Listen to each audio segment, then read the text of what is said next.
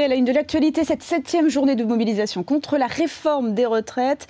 Malgré le vote définitif hier à l'Assemblée nationale, la manifestation parisienne se déroule entre République et Saint-Augustin.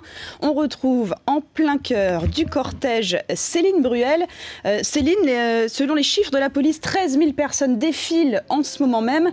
Chiffre en nette baisse quand même. Oui, alors c'est pas vraiment une surprise, c'était prévisible et prévu, puisqu'ici on avait prévu un seul cortège à Paris et non pas deux comme la semaine dernière. On avait prévu qu'il y ait moins de monde parce que d'une part c'est les vacances et puis surtout il y a l'effet démobilisateur du vote de la réforme hier. Malgré cela, ici à Paris, il y a tout de même des gens qui sont toujours très déterminés. Écoutez-les, ils ont été interviewés tout à l'heure par Benoît Petit et François Pitrel. On peut toujours changer une loi. Une loi, ça se maille, ça se défait. C'est pas parce qu'elle est votée qu'elle est juste. Encore une fois, si jamais on ne dit pas quand on trouve quelque chose d'injuste, quand c'est qu'on va le dire? Non, on n'est pas résigné. On n'est pas résigné, on sait très bien que la pression peut faire ne pas faire promulguer ce projet néfaste.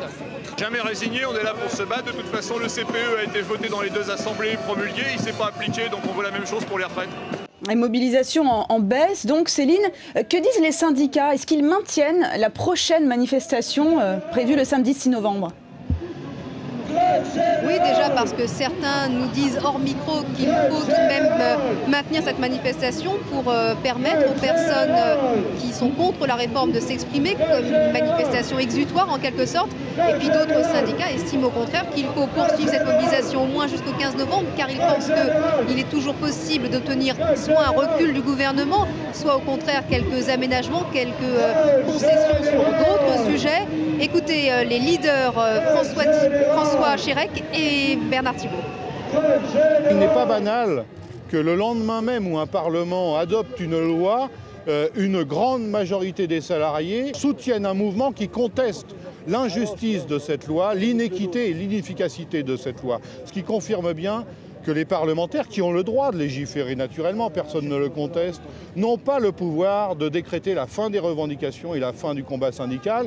Et le sens de la démarche d'aujourd'hui consiste à s'adresser au président de la République pour qu'il ne promulgue pas cette loi en l'état. Ça rentre dans ses prérogatives et qu'il accepte de prendre la mesure du malaise social et d'ouvrir des négociations avec les syndicats. Le sentiment dans la population d'injustice est toujours très fort. Le sentiment de rejet de cette réforme est toujours majoritaire. Et ce n'est pas parce que la loi est votée que cette réforme devient juste. Au contraire, ce n'est pas parce que la loi est votée qu'on n'a pas le droit de la contester. On la conteste tout simplement parce qu'on reviendra sur le sujet dans les mois et les années qui viennent. Non seulement les syndicats vont donc manifester le 6 novembre, mais le 4 novembre, avant, ils vont se réunir pour décider des suites à donner au mouvement, car ils ne veulent pas en rester là. Ils veulent notamment poursuivre leur mobilisation sous d'autres formes d'action. Il n'est peut-être plus question de grève, mais d'organiser en tout cas d'autres manifestations à Paris et en France.